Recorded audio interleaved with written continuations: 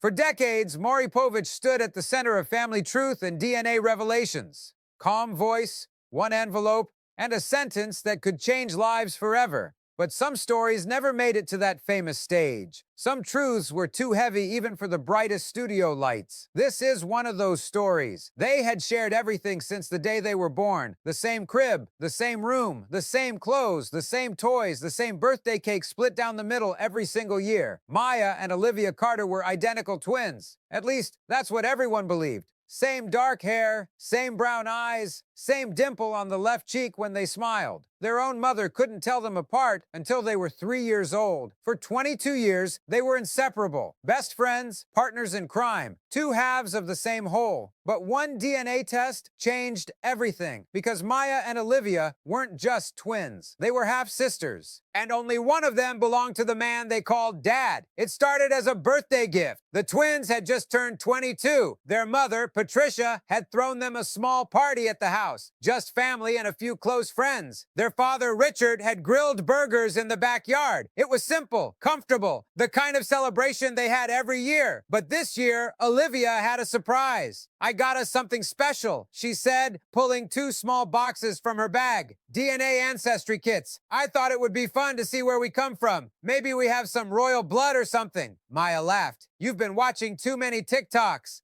Come on, it'll be fun. We do it together. Spit in the tube, send it back, and in a few weeks we find out we're secretly descended from Vikings or whatever." Maya rolled her eyes, but agreed. It was harmless, just a fun way to learn about their heritage. They completed the test that night, sealed the tubes, and dropped them in the mail the next morning. 6 weeks later, the results arrived, and nothing was ever the same again. Olivia opened her results first. She was sitting on her bed in her apartment, scrolling through the Ancestry app on her phone. Maya was on FaceTime, doing the same thing from her own place across town. "Okay, I'm in," Olivia said. "Let's see. 47% Western European, 32% Irish and Scottish, 12% Scandinavian. Oh my God, I was right. We are descended from Vikings." Maya laughed. "Let me check mine." She opened her app, scrolled through the ethnicity estimates, and stopped. Her percentages were different. Not slightly different, completely different. "That's weird," Maya said slowly. "Mine says 41% Western European, 28% Italian, 18% Eastern European." Olivia frowned. "Italian? There's no Italian in our family." "I know. And where's the Irish and Scottish? You have 32%. I have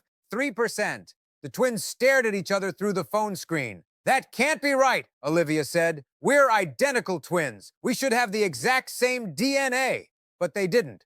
And deep in her stomach, Maya felt something cold begin to spread. They called the company the next morning. A customer service representative assured them that errors were extremely rare. The tests were processed in a state-of-the-art laboratory. The results were accurate 99.9% of the time. "But we're twins," Olivia insisted. "Identical twins. Our DNA should be exactly the same." There was a pause on the other end of the line. "Ma'am, according to our records, your DNA profiles indicate a half-sibling relationship. You share approximately 26% of your genetic markers. That's consistent with having one biological parent in common, but not both." Maya felt the room spin. Half-siblings, one parent in common. But that was impossible. They had grown up in the same house, with the same mother and father. They had been born on the same day, in the same hospital, 7 minutes apart. How could they only share one parent? There was only one explanation. Different fathers. It sounded impossible. It sounded like something from a tabloid or a bad soap opera. But medically, scientifically, it was real. The phenomenon was called heteropaternal superfecundation. It occurred when a woman released 2 eggs during the same ovulation cycle, and each egg was fertilized by sperm from a different man. The result, fraternal twins with different biological fathers. It was rare, extremely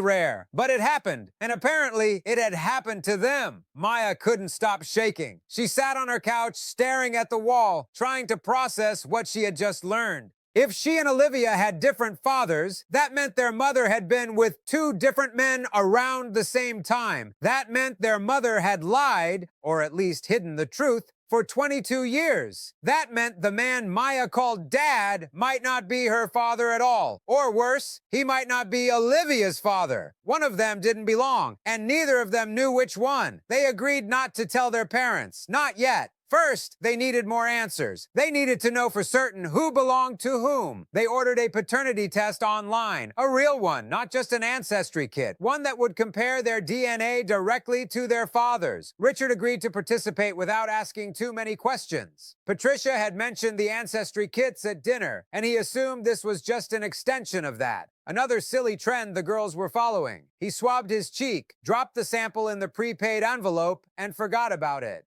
3 weeks later, the results arrived. Maya was alone when she opened the email. She had asked Olivia to wait. She needed to see the results first. She needed to prepare herself. She clicked on the attachment. The document loaded slowly, too slowly. Maya's heart was pounding so hard she could hear it in her ears. And then the words appeared on the screen. Richard Carter, Olivia Carter, 99.98% probability of paternity. Richard Carter, Maya Carter, 0% probability of paternity. Maya read the results 5 times. 0%. Richard Carter was Olivia's biological father, but he was not Maya's. For 22 years, Maya had called this man Dad. She had sat on his shoulders at parades. She had learned to ride a bike while he ran beside her, holding the seat. She had danced with him at her high school prom because she didn't have a date and he had shown up in a rented tuxedo to make her feel special. And none of it was real. She wasn't his daughter. She had never been his daughter. Maya didn't tell Olivia right away. She needed time. Time to process. Time to grieve. Time to figure out what this meant for her identity, her family, her entire sense of self. She called in sick to work. She stayed in bed for 2 days. She cried until there was nothing left. And then she called her sister.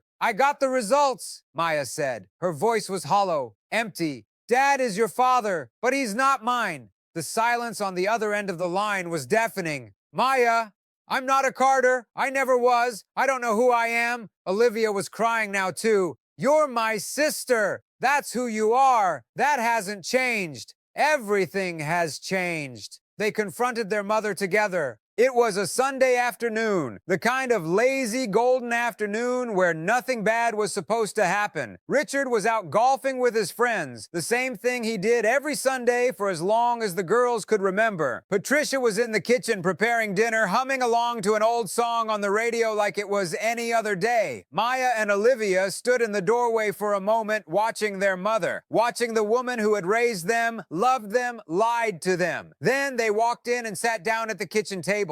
"Mom," Olivia said. Her voice was calm, but Maya could hear the tension underneath. "We need to talk to you about something." Patricia turned around, a wooden spoon in her hand, that familiar smile spreading across her face, the smile that had comforted them through nightmares and heartbreaks and every difficult moment of their lives. "What is it, girls?" Maya placed the paternity results on the table. The paper felt heavy in her hands, heavier than it should have been. Just a few sheets of paper, just a few words. But those words had the power to destroy everything. "We took a DNA test," she said. "A real one. A paternity test. With Dad." Patricia's smile faded, slowly, like a light being dimmed. "And Olivia is his biological daughter." Maya's voice cracked, but she forced herself to continue. I'm not Dad's daughter. I never was." The wooden spoon clattered to the floor. The sound echoed through the kitchen like a gunshot. Patricia stood frozen, her face draining of color, her hands beginning to shake. "I can explain." "Then explain," Maya said. Her voice was harder now, colder, "because I've spent the last week trying to understand how my entire life has been built on a lie. How you looked at me every single day for 22 years and never said anything." Patricia opened her mouth, closed it, opened it again. No words came out. Patricia sat down heavily in a chair. For a long moment, she didn't speak. She just stared at the table, at the paper with the results, at the proof of a secret she had kept for over 2 decades. And then, slowly, she began to talk. "It was 23 years ago," she said. "Your father and I were going through a rough patch. We had been married for 3 years, and things were difficult. We weren't connecting. We were fighting all the time. I felt alone, invisible." She paused. "There was a man at my office. His name was Daniel. He was kind to me when I needed kindness. He listened when no one else would. And one night, I made a mistake. Maya felt her stomach turn. It was one time, Patricia continued. One night. I regretted it immediately. I never saw him again after that. I never told anyone. Not your father. Not anyone. But you got pregnant, Olivia said. Patricia nodded.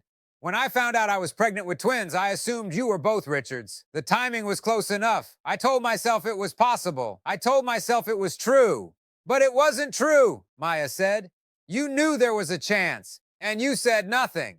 I was scared. I was ashamed. And as the years went by, it became easier to pretend. You both looked so similar. You both loved your father. I convinced myself that biology didn't matter. It matters to me, Maya whispered. It matters that I spent 22 years calling a man dad who isn't my father. It matters that I don't know who I really am. Patricia reached for her daughter's hand. Maya pulled away. Richard found out that evening. He came home from golf around 6 o'clock, happy and sunburned, his golf club slung over his shoulder. He had no idea what was waiting for him. He expected a normal Sunday dinner. Instead, he found his wife crying at the kitchen table, mascara streaking down her cheeks, his daughters sitting in silence on either side of her, their faces exhausted. The paternity results were on the table. Richard set down his golf club slowly. He looked at Patricia. He looked at the girls. He looked at the paper. What's going on? He asked. His voice was careful, cautious, like a man who already sensed that something terrible had happened. Patricia couldn't speak. She just shook her head, fresh tears spilling down her face. So Maya told him. She told him about the ancestry kits, about the paternity test,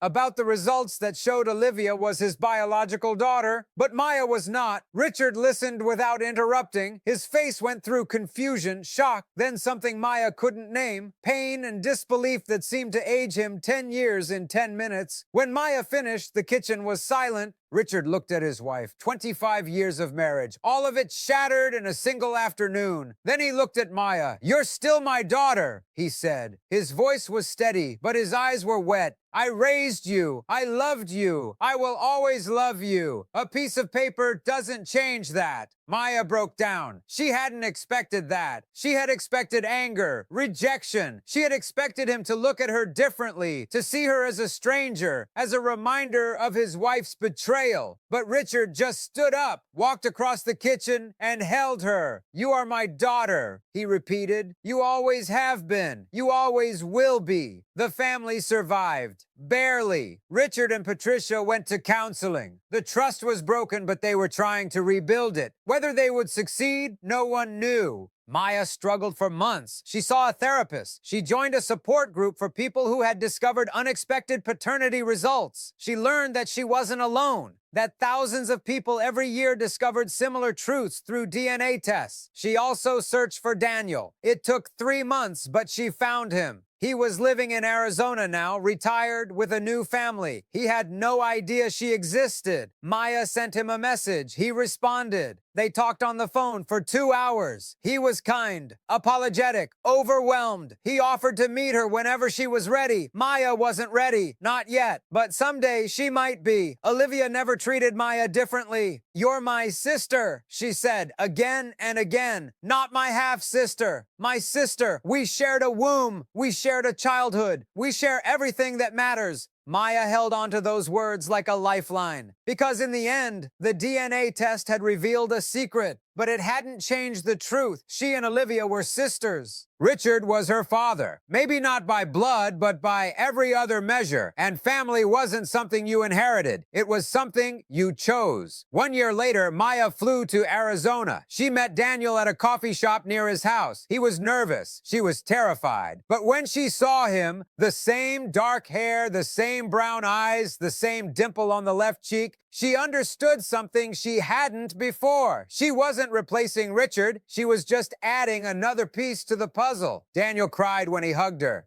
I'm sorry I wasn't there, he said. I didn't know. I know, Maya said, but you're here now. For decades, Maury Povich stood at the center of family truth and DNA revelations. Calm voice, one envelope, and a sentence that could change lives forever. But this story didn't need a stage. It only needed 2 sisters who refused to let DNA define them. and a father who proved that love doesn't require a genetic match.